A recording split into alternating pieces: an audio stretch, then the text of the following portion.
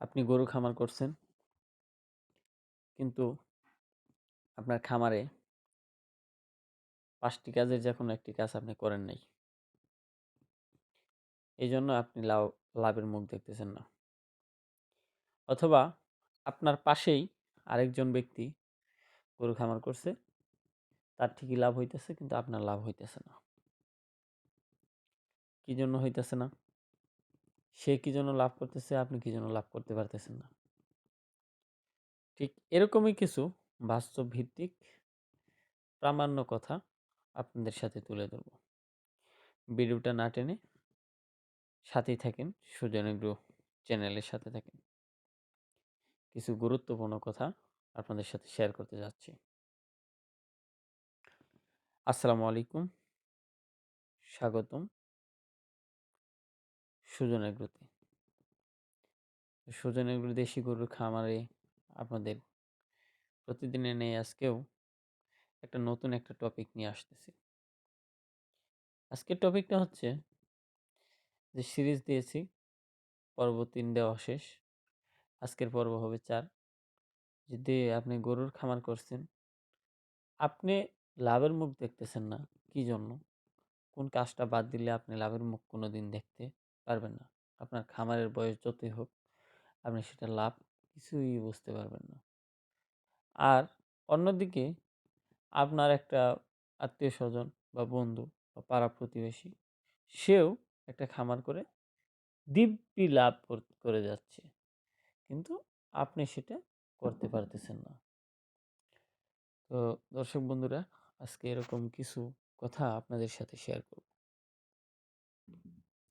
এর আগের পর্বে বলেছিলাম গরু আসলে না চেনা গরু কিনলে কি কি প্রতারিত হতে পারেন, কিভাবে একজন প্রবাসী ভাইকে ঠকাইয়া দেয়। আমাদের দেশে তো আসলেই কি বলবো, গরুর পাইকার আর দালাল, এদের মানবতা বোধ তো নাই। এরা হর হামেশা আপনার মানুষকে ঠকাইয়া থাকে। তো এরকম কিছু কথা না বললে নয়। সেটা হচ্ছে, গরু খামার করছেন, কিন্তু আপনি দেশি গরুটা আপনি চিনতে পারেন নাই, অথবা গরুটা কেমন হবে, ভালো হবে কি না খারাপ হবে, বা একটা অসুস্থ গরু আপনাকে ধরাই দিছে, এরকম একটা কাহিনীর মধ্যে আপনাকে একজনে গরু বজাইয়ে দিছে, যেটা আপনার ৭০,০০০ টাকার গরু আপনাকে ১.৫ লাখ টাকা নিয়ে নিছে। তো আপনি তো উল্টো ওইখানে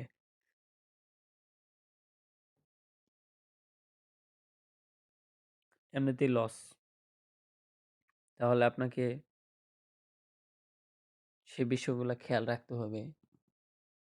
গরু ক্রয় করার সময় যদি আপনি ভালো গরু দেখে না ক্রয় করতে পারেন, তাহলে আপনি কোনোদিন ওই গরু দিয়ে সফল হতে পারবেন না। এটা 100-এ 100। গরু ক্রয় করার সময় চেষ্টা করবেন আশেপাশের যদি কোনো খামারি থাকে, বা পার্শ্ববর্তী উপজেলাতে যদি আপনার কোনো আত্মীয় স্বজন থাকে, এটা আপনি সবচেয়ে বেটার। ২,০০০ টাকা বেশি হলেও আপনার আত্মীয় স্বজন যে কারো খামার থেকে দেখে শুনে সুস্থ সবল গরু আপনি ক্রয় করবেন। নাম্বার 1, এই জিনিসটা আপনি কোট করে রাখতে পারেন। এইটা আপনি সবসময় খেয়াল রাখবেন। বিশেষ করে প্রবাসী ভাইদেরকে বলবো, তো আপনারা দেশে এসে গরুর খামার করতে চান, আপনি দেখবেন আপনার আশেপাশে কোন টাইপের গরু লালন পালন করে, এবং আপনার আত্মীয় স্বজনের মধ্যে যদি কেউ খামার করে থাকে, সেইখান থেকে একটা আপনি বকনা বাচ্চা নেন, ওইখান থেকে গরু ক্রয় করার চেষ্টা করেন। কি জন্য বলবো, সেটা হচ্ছে একজন খামারি কখনো গরুর লালন পালন আর অসুস্থ গরু কখনো একজন নতুন খামারিকে দিবে না। এটা বাংলাদেশের যে কোনো খামারের কাছে যান, এটা সে কোনোদিন চাবে না যে তারই একজন, মানে এটা বলা চলে আসলে কলিগ, যে তারই একজন সহপাঠী বা ভাই ব্রাদার বা বন্ধু বান্ধব শখ করে গরুর খামার করবে, সে যেন কোনোভাবে প্রতারিত না হয়। এটা কোনো খামারি বা বাংলাদেশ কোনো গরুর যে ভালোবাসা থাকে, এরা কোনোদিন করতে পারবে না। তো সেজন্য বলবো যে আপনার আশেপাশের মধ্যে যদি কোনো আত্মীয় স্বজন থাকে, তারা যদি গরু লালন পালন করে, আপনি যে সমস্ত জাত নিয়ে কাজ করতে চাইতেছেন যদি পান, তাহলে সেইখান থেকে ক্রয় করার ব্যবস্থা করবেন। কারণ আপনি ওই একটা জায়গা থেকে গরু ক্রয় করলেই প্রতারিত হবেন না। সেটা হচ্ছে আপনার পরিচিত যে মহলটাকে আপনি ধরতে পারবেন বা প্রতারিত করলে, এটা আপনি, এই জন্যই আমি বলতেছি যে পরিচিত মধ্যে থেকে আপনি গরু ক্রয় করার চেষ্টা করবেন। গেল আরেকটা বিষয় হচ্ছে, গরুর খামার আছে কিন্তু সেটার আপনার হিসাবটা নাই। হিসাব না থাকলে আপনি কখনোই ভালো করতে পারবেন না, কারণ আপনি তো লাভ লস কিচ্ছু বুঝবেন না। আর বিশেষ করে আমার যে প্রবাসী ভাইয়েরা যখন দেশে আসে, মোটামুটি 5-6 মাস বা বছর খানেক, ওই যে কয়টা টাকা নিয়ে আসে, কিছু টাকা দিয়ে গরু করে ইনভেস্ট করে, আর কিছু টাকা সে ব্যাংকে জমিয়ে রাখে। তো দেখা যায় যে ওর এমনি যে ওই টাকাটা থাকে, ওইটাই খাইয়া খাইয়া আগে শেষ করব 1-2 বছর। ওর সেই গরুর খামারে লাভ লস এগুলা কিছু হিসাব করব না, ও খালি মানে শ্রমিক খরচ করাবে। তো এরকম হলো আরেক ঝামেলা। তো সেই জন্য বলবো যে গরু লালন পালনের আগে নিজেদের পরিচিতির মধ্যে গরু লালন পালন করে কিভাবে কিভাবে তারা করতেছে, তারা কিভাবে খাদ্যের রেশনটা ঠিক মতো দিতেছে, এগুলা নানান কিছু আপনি খুঁটিনাটি যা যা জানার দরকার, এগুলো আপনি যাই না, তবেই আপনি একটা গরু ক্রয় করবেন।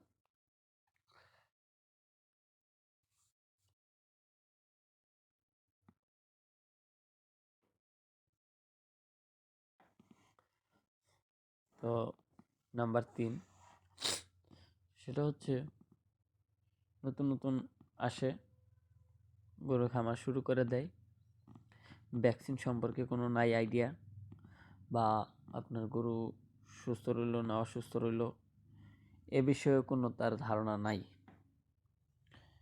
এটা হচ্ছে আরেকটা বড় ধরনের সমস্যা।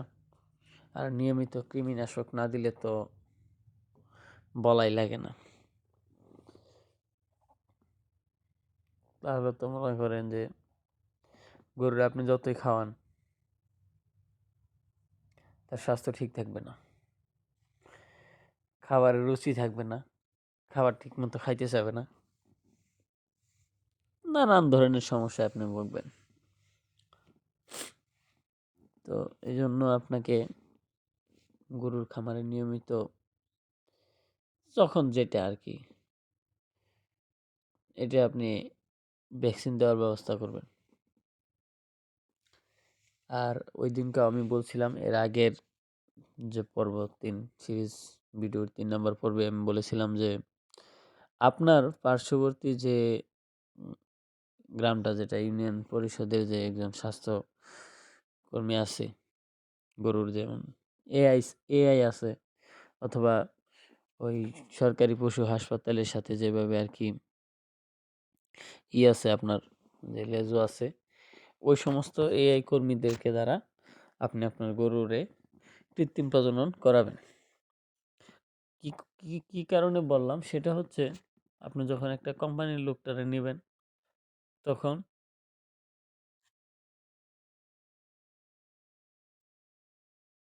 তখন ওই বিভিন্ন কোম্পানির যেটা আছে, ওরা আপনাকে বীজের দাম বেশি নিবে এক, এবং দ্বিতীয় কথা হচ্ছে ওটা কোম্পানির মাল। আর বাংলাদেশের যারা গভর্নমেন্ট অনুযায়ী আপনাকে যেটা দিবে, সেটা হচ্ছে একদম গভর্নমেন্টের।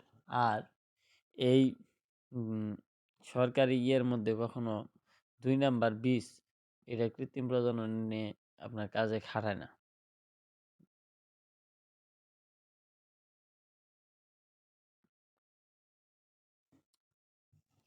আরেকটা বিষয়, যে বিষয়টা খেয়াল রাখতে হবে সেটা হচ্ছে আপনাকে আপনার গরুকে নিয়মিত রোদের আলো দিতে হবে।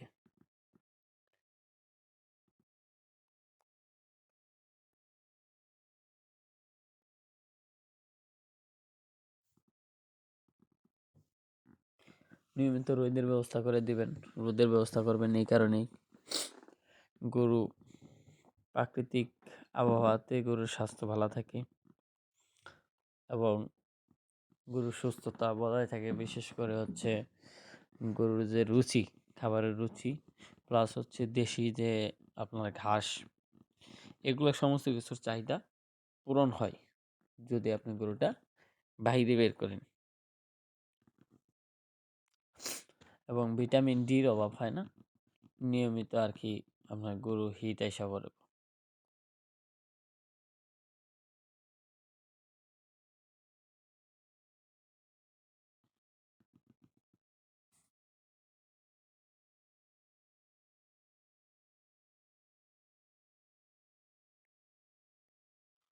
তো ভালো থাকবেন সবাই এবং দোয়া করবেন সুজন এগ্রো খামারের জন্য, যাতে করে আমরা নিয়মিত আপনাদেরকে ভিডিও দিতে পারি।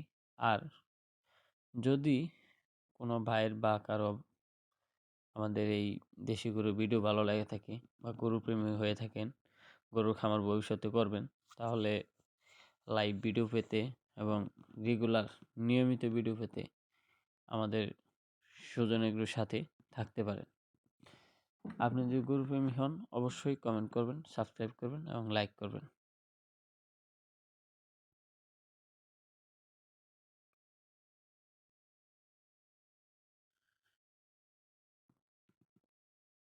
বেশি বেশি দোয়া করবেন, সুজন এগ্রো যেন আল্লাহ তাআলা বারাকা দান করেন। ভালো থাকেন সবাই। আসসালামু আলাইকুম ওয়া রাহমাতুল্লাহি ওয়া বারাকাতুহু।